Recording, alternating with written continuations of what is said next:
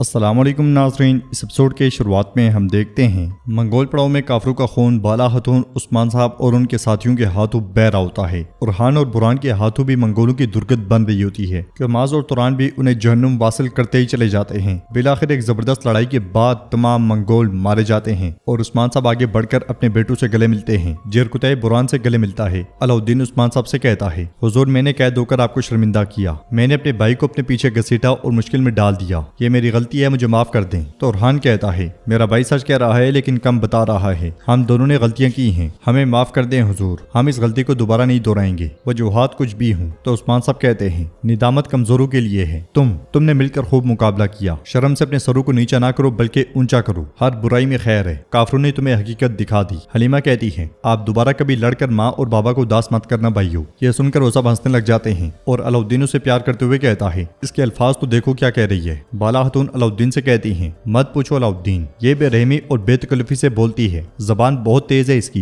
यह सुन के उरहान कहता है, तो फातिमा में जो कमी है वो प्यारी हलीमा अब से पूरी करेगी। फिर उस्मान साहब से कहता है, हुजूर वो उलुकचार, उसने कहा कि वो हमारी बहनों में से एक को पकड़ने के बाद हमें उलजैतो खान के पास ले जाता, लेकिन वो कुछ देर पहले यहाँ से गायब हो गया। अलाउद्दीन कहता है, काश वो आ जाए, हम दोबारा मुत्तहिद हैं और एक मुट्ठी की तरह हैं, हम बिलाशुबा उसे उसके अमाल की सजा देंगे। उस्मान साहब कहते हैं, हम आज रात यहीं पे गुजारेंगे, अगर वो उलुकचार आ गया तो हम जरूर उसकी जान लेंगे, लेकिन अगर वो ना आया तो हम उसे बाद में मार डालेंगे। दूसरी तरफ उलुकचार के सामने सरदार यगीद बैठा होता है। उलुकचार उससे कहता है, तुम कई सालों से मेरे साथ हो, आज तुमने सरदारान के सामने अपना काम बखूबी सर अंजाम दिया, अब तुम्हें वो सब कुछ मिलेगा जो तुम चाहते हो, लेकिन इस मौके का अच्छी तरह फायदा उठाओ सरदार यगीद। यगीद कहता है, मैं एक एक करके सरदारान से निपट लूंगा, लेकिन ये सब उस्मान के ताबे हैं, वो पलक झपकाए बगैर उसके लिए मरने को तैयार हैं। उलुकचार कहता है, तो तुम कह रहे हो कि तुम उन्हें रास्ते से नहीं हटा सकते। जवाबन यगीद कहता है, ये मुश्किल है, लेकिन वो मेरी गिरफ्त से बच नहीं सकते, मैं सरदारान को एक एक करके अलग करूंगा। सबसे पहले मैं उस्मान से नफरत करने वालों से शुरू करूंगा। उलुकचार कहता है, तुम उसकी बात कर रहे हो जो उस्मान से जुदा होकर तुम्हारे पास आया है? हाँ। यगीद कहता है, बिल्कुल, हसन सरदार, लेकिन वो गलाड़ियों से नफरत करता है। उलुकचार कहता है, मैं उस्मान के वफादार सरदारान में भी फर्क कर दूंगा, मैं उस पर इंसार करने के लिए कुछ नहीं छोड़ूंगा। उधर रात के वक्त उस्मान साहब मंगोल पड़ाव में अपने घर वालों के साथ बैठे होते हैं। अलाउद्दीन कहता है, माँ मैं और गोंचा आपको बताए बगैर चले गए, हमने आपको बहुत परेशान किया है, मैंने सोचा कि इस तरह अलग होना आसान हो जाएगा, लेकिन मुझे माफ कर दे माँ। तो बाला हतून कहती है, मैं तुम्हें माफ करती हूँ, मैंने तुम्हें माफ किया,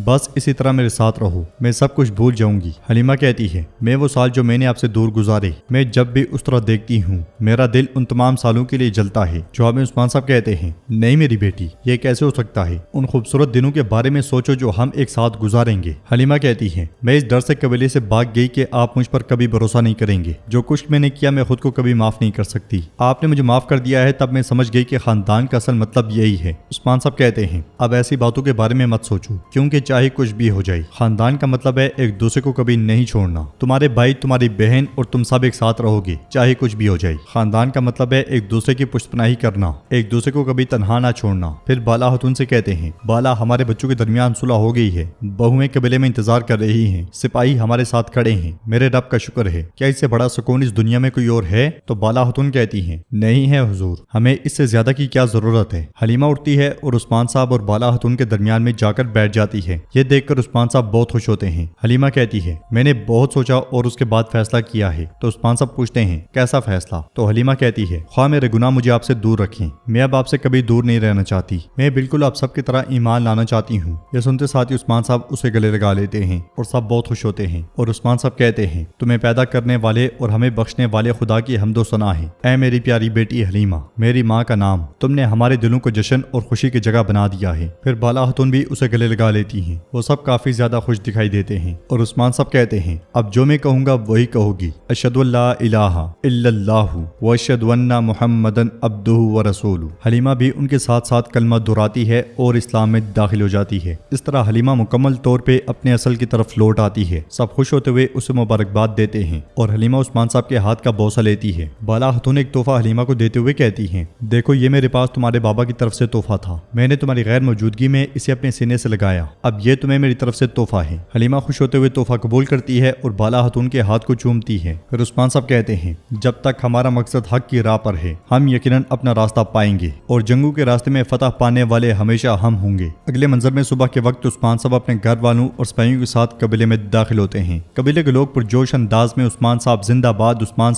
آباد کے صداؤں کے ساتھ انہیں خوش آمدید کہتے ہیں۔ ترگت بے بھی ایک طرف کھڑے ہو کر یہ سارا منظر دیکھ رہے ہوتے ہیں اور بہت خوش ہوتے ہیں۔ وہ دیکھتے ہیں کہ لوگ کس قدر عثمان صاحب سے محبت کرتے ہیں۔ صوفیہ بھی وہیں پہ موجود ہوتی ہے اور حلیمہ کو دیکھ کر بہت خوش ہوتی ہے۔ عثمان صاحب قبیلے والوں کا شکریہ ادا کرتے ہیں۔ ایک شخص کہتا ہے وہ آپ سے آپ کے بچے لینا چاہتے تھے، انہیں شکست کا سامنا کرنا پڑا ہے حضور۔ نعروں کے بعد عثمان صاحب لوگوں سے کہتے ہیں، اے میرے لوگوں، میرے سرداروں، میری بہنوں، پروردگار کا شکر ہے کہ ہم ایک بار پھر سے قبیلے میں فاتح بن کر لوٹے ہیں۔ یہ جاننے کے فتح مومنین کی ہے اور جن کے دل ایمان کی آگ سے جل رہے ہیں، فتح ان کی ہے۔ یہ کہتے ساتھ ہی عثمان صاحب آگے بڑھ جاتے ہیں۔ عثمان صاحب کی باتیں سنتے ہوئے ترگت بے فخریہ انداز میں انہیں دیکھتے رہ جاتے ہیں۔ عثمان صاحب اور باقی سب گھوڑوں سے اتر کر آگے بڑھتے ہیں تو گونچا وہاں پہ آتی ہے اور علاؤدین سے ملتی ہے۔ علاؤدین اسے کہتا ہے، تم بھاگتے ہوئے زخمی ہوگی، کیا تم ٹھیک ہو؟ تو گونچا کہتی ہے، میں ٹھیک ہوں، آپ صحیح سلامت واپس لوٹ آئے ہیں، یہی کافی ہے، اب مجھے کوئی درد یا زخم نہیں ہے۔ نیلوفر بھی اورحان سے گلے ملتی ہے، وہ سب اللہ کا شکر ادا کرتے ہیں۔ فاطمہ بھی آگے بڑھتی ہے اور بالا خاتون سے گلے ملتی ہے، پھر کہتی ہے، میں آپ کا بڑی بے چینی سے انتظار کر رہی تھی۔ تو بالا خاتون کہتی ہے، ہم تمہاری بہن کے ساتھ مل کر تمہارے بھائیوں کو بچا کر آ گئے ہیں، مگر فاطمہ حلیمہ سے نہیں ملتی اور منہ موڑ لیتی ہے۔ سردار کوجا آگے بڑھتے ہیں اور عثمان صاحب سے کہتے ہیں، تمام سرداران آپ کے منتظر ہیں، سب کچھ تیار ہے۔ یہ سارا منظر دیکھتے ہوئے ترگت بے کہتے ہیں، اے ارطغرل غازی کے کارا عثمان،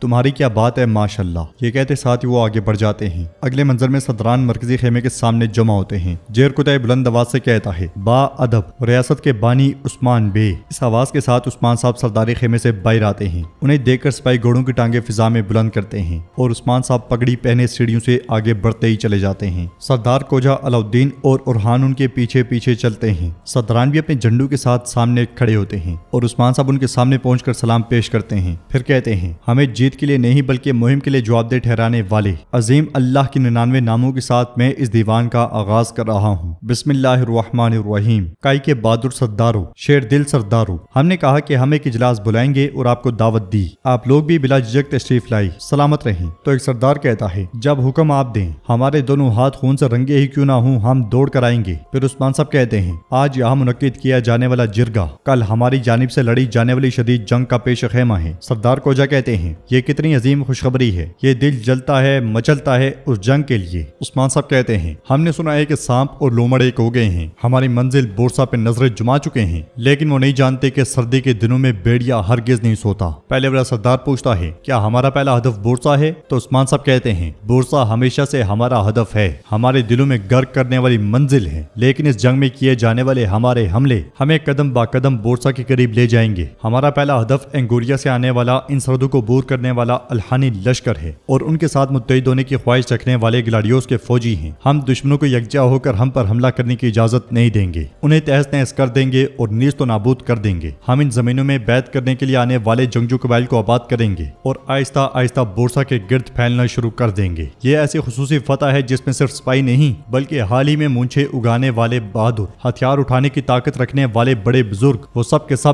اس راستے کی نفری ہوں گے۔ یہ ایک ایسی جنگ ہوگی کہ ان زمینوں نے اس سے پہلے ایسی خونریز جنگ نہیں دیکھی ہوگی۔ دشمن پہ لگائی جانے والی ہماری ضربیں مغرب میں، مشرق میں، ان سرحدوں پہ اس سے آگے بھی نظام کو تبدیل کرنے والی فتوحات کی ضربیں ہیں۔ یہ کہتے ساتھ عثمان صاحب تلوار لہراتے ہیں اور اللہ اکبر کا نعرہ بلند کرتے ہیں، پھر کہتے ہیں، میان سے نکلنے والی یہ تلوار ان سرحدوں، ان زمینوں پہ عدل و انصاف قائم نہ کر دینے تک ہرگز میان میں واپس نہیں جائے گی۔ آج اٹھائے جانے والے یہ قدم ان سرزمینوں کو چشمے کی طرح پاکیزہ کر دیں گے۔ اللہ اکبر، اللہ اکبر۔ یہ سنتے ساتھ ہی پورا قبیلہ اللہ اکبر کی صداؤں سے گونج اٹھتا ہے۔ اسلامی آئیکوت وہاں پہ آتا ہے اور جیر کتائی کو ایک خط دیتا ہے۔ جیر کتائی وہ خط عثمان صاحب تک پہنچاتا ہے تو عثمان صاحب پوچھتے ہیں، یہ کس کی طرف سے آیا ہے؟ تو جیر کتائی کہتا ہے، بازنطینی شہنشاہ اندرونیکوس کا ذاتی قاصد لے کر آیا ہے۔ یہ سنتے ساتھ ہی عثمان صاحب تلوار میان میں ڈال لیتے ہیں اور خط کھول کر پڑھتے ہیں۔ خط پڑھنے کے بعد عثمان صاحب کہتے ہیں، شہنشاہ ایزنک میں مدعو کر رہا ہے۔ تو ناظرین، اس کے ساتھ یہ ایپیسوڈ بھی اختتام پذیر ہوتی ہے۔ ٹریلر ابھی تک نہیں آیا، ٹریلر جیسے ہی آئے گا اسے اپلوڈ کر دیا جائے گا BKV ورلڈ چینل پہ، تو آپ وہاں پہ جا کر دیکھ پائیں گے۔ ویڈیو پسند آئی تو لائک کر دیں، شیئر کر دیں، سبسکرائب نہیں کیا ہوا تو سبسکرائب کرنے کے ساتھ ساتھ گھنٹی والے آئیکن کو دبانا مت بھولیں۔ ملتے ہیں انشاءاللہ نیکسٹ ویڈیو میں، تب تک کے لیے رکھیں اپنا اور اپنوں کا بہت زیادہ خیال۔ اللہ نگہبان۔